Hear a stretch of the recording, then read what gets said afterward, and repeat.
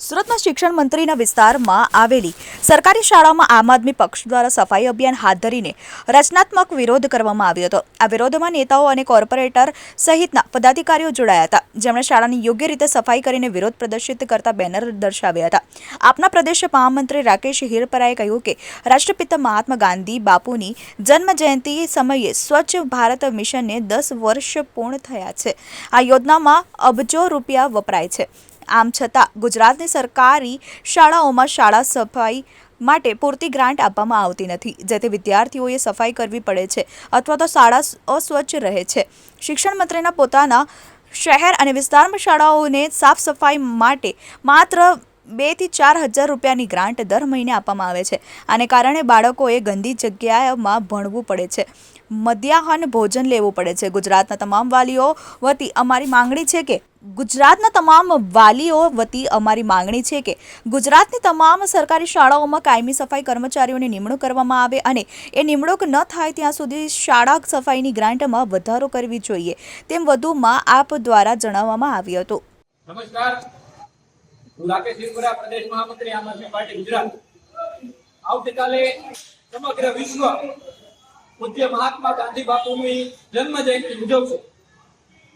કેન્દ્ર સરકારે લોન્ચ કરેલી સ્વચ્છ ભારત યોજનાને આ પ્રસંગે 10 વર્ષ થવા આવ્યા છે અને યોજનામાં કરોડો અબજો રૂપિયા ખર્ચાયા છે।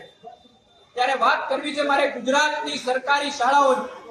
અત્યારે અમે જે સરકારી શાળામાં ઊભા છીએ એ છે શિક્ષણ મંત્રીના વિસ્તારમાં આવેલી એક સરકારી શાળા। આમ આદમી પાર્ટીના તમામ કાર્યકર્તાઓએ અને તમામ નગરસેવકોએ આપ જોઈ શકો છો આ શાળાને આજે રચનાત્મક રીતે પ્રતિકાત્મક વિરોધના ભાગરૂપે સમગ્ર શાળાની સફાઈ કરી છે।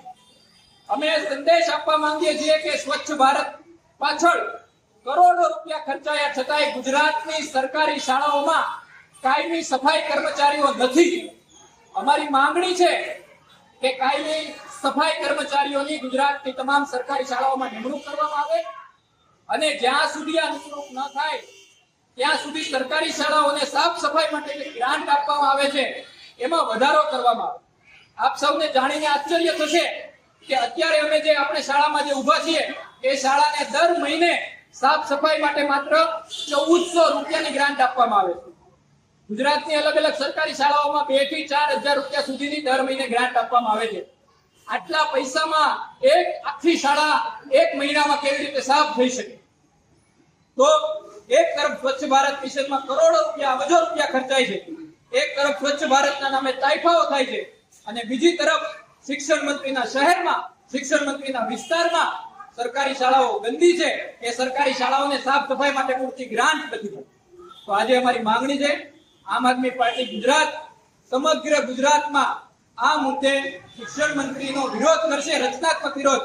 અમે સાફ સફાઈ કરી અને સૌપ્રથમ પહેલા અમારું નૈતિકતા સાબિત કરીશું, રચનાત્મક વિરોધ કરીશું અને સાથે સાથે અમારી માંગણી છે કે ગુજરાતની તમામ સરકારી શાળાઓને સફાઈ કર્મચારી આપવામાં આવે અને ત્યાં સુધી એને જે ગ્રાન્ટ આપવામાં આવે છે એમાં વધારો કરવામાં આવે। આભાર, જય હિન્દ, જય જય ગરવી।